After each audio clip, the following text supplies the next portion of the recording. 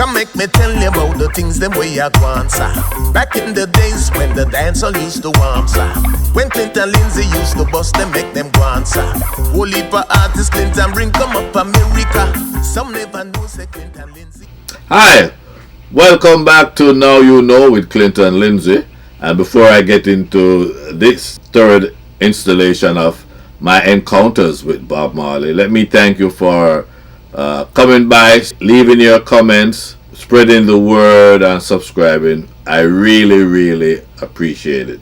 Now, today I'm gonna conclude with my 3 encounters with reggae legend Bob Marley. And if you have seen the videos before, you know my first one was at the Prison Oval in Spanish Town. The second one was at the Apollo Theater in Harlem, New York. And now my third and final encounter with Bob Marley. Now, September 19 and 20th, 1980, Bob Marley played at the Madison Square Garden opening for R&B group The Commodores. I went to the Friday show and it was really magical. Bob Marley was hot with his song at the time, was his latest single that was playing all over the world, Could You Be Loved. That was the last song he did on the show that I attended. His closing song was Could You Be Loved, and he had come back on stage for an encore, and I would assume that would be the same thing the following Saturday night. That same weekend, the Sunday, was in Central Park jogging, and according to reports, he collapsed and was taken to the hospital, and some cancer was detected there. He continued with the tour to Pittsburgh that Tuesday night, I believe it was, and then he came back to New York. That Friday, I had called Lester Lowenlaw, who has been a good friend of mine from 1974 when I was a dancer, and his television show Roots. And we have stayed in contact, and when he was getting the promotion to be president of promotion at Island Records, he had told me, and we stay in touch, and whenever something new comes out, Toots and the Maytals, Black Uhuru, Max Romeo, anything that they have, the Heptones and all those groups that were distributed by Island Records, he would call me and I would go by and pick up.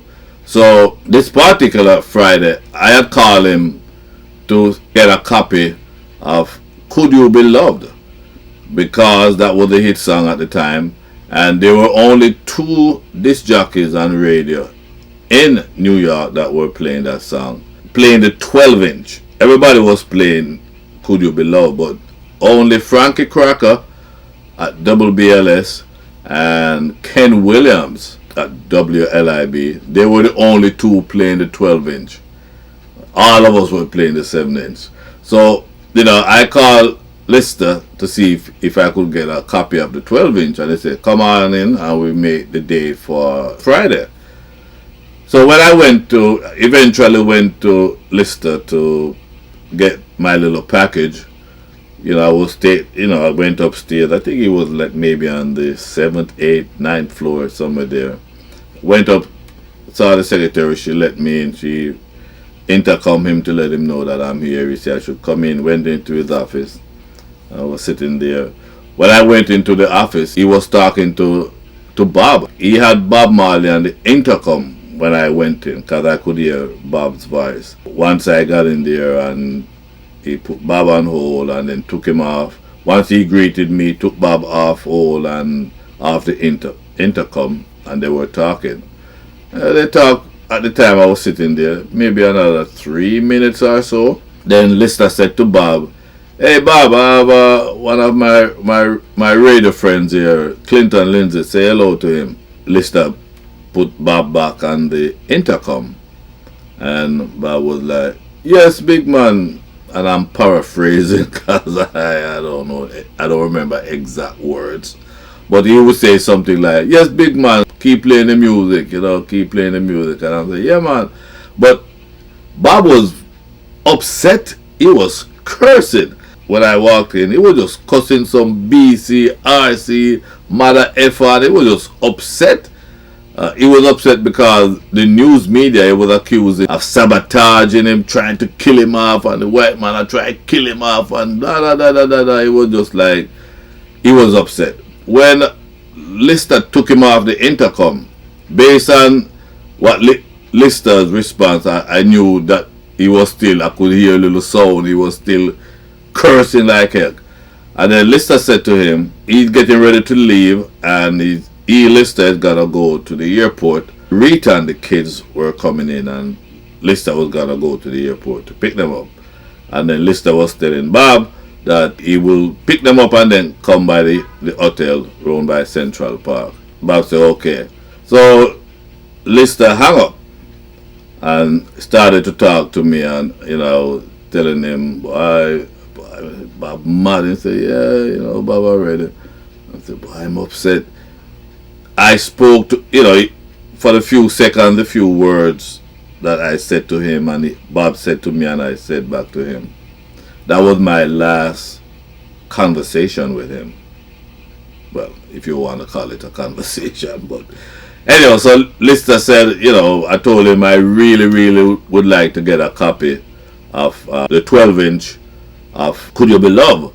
And he said he has limited amount of copies, but there are more coming in, but he will give me one.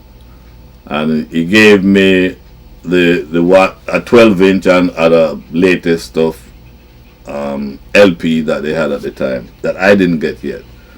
So, while he was pulling them, I was there talking, and then eventually he was ready to go. And he said to me if I want to come with him to go to the airport to pick up Rita and the kids. And I'm like, I don't know. And then I would like, so once you pick them up, what's going to happen? He said, we'll take them to the hotel to Bob, and I can officially meet Bob, and and I'm like, I don't know, Lester. That man is upset, and he's upset. I don't know if I want to meet him, not knowing what's going to happen, I don't know if I want to meet him under that circumstance. Maybe, later on when he cooled down, maybe. So anyhow, we headed out to the office, headed for the elevator, and we went downstairs. I have my little package under my arm.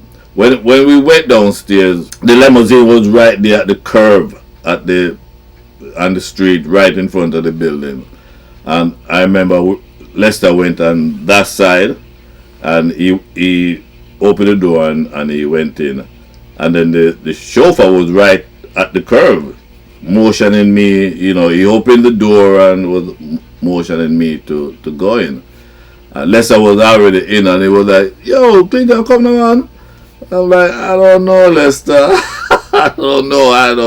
I was at a fork in the road. Should I go with Lester to the airport to meet Rita and the kids, or should I go back to school? Because the whole idea of that Friday to come to see Lester, there were just two black DJs on the school station in the early stages. It was me and Dr. Bob Lee from WBLS. My responsibility that was assigned to me, that I will provide entertainment for the Caribbean students and African students. And that same Friday, the Nigerian students, they were having some celebration, and it was my responsibility to provide the music. So I had that weighing on my mind while Lester was telling me to come, let's go to Bob. Let's go to the airport, pick up Rita, and then go to Bob. And I'm like, if I had made, if I had made an arrangement with someone else to provide the entertainment, the music for the Nigerian club, maybe I would have taken that opportunity to go see Bob. But seriously, it was a responsibility that I had with being the person that's providing the entertainment for the Nigerian club. This event's supposed to start at 6 o'clock, and when I got back to the school, I had made a decision that I'm I'm gonna live up to my responsibilities and go back to school.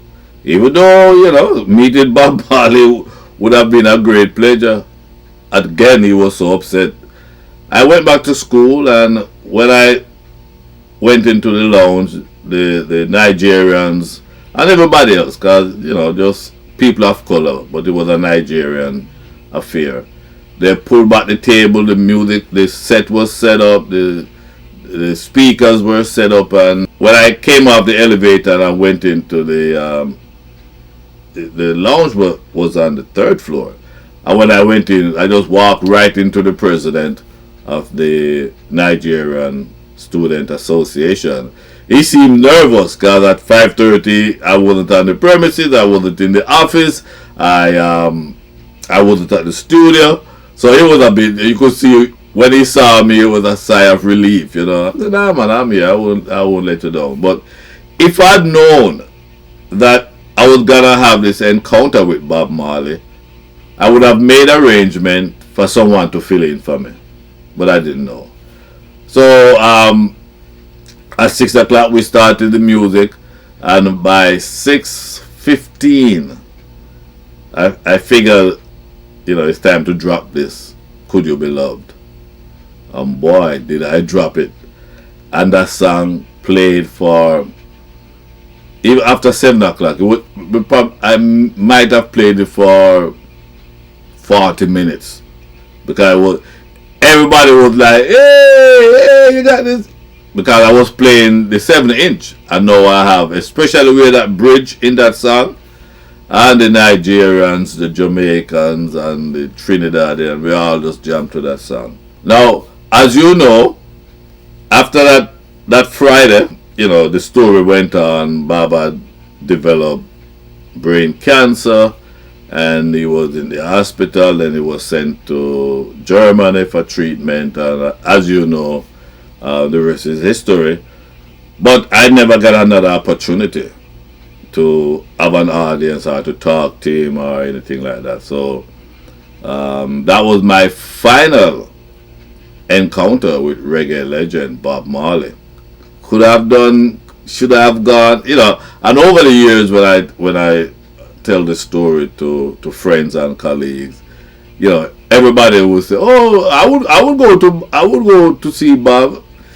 Yeah, that maybe most people would have done that, but I had a responsibility to the Nigerian Students Association, and that's where my mind was. If it were another occasion, I most likely would have gone to the airport, pick up the kids, and head back to the hotel for Bob. So never happened, and that was my last and final encounter with reggae legend Bob Marley.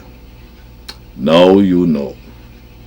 Until next time, keep subscribing, spread the word, let people know, and very much I appreciate your comments. I love reading your comments, so please leave a comment. Until next time, you take care. I'm out. Clinton Lindsay, a promoter. Bring up the biggest set of artists from Jamaica. Like Super Cat and Mr. Early be the doctor. Only for artists, no for them, me can't remember. Who can remember when them used to keep Jamaica? The kind of show that used to give out no for water. To reggae artists.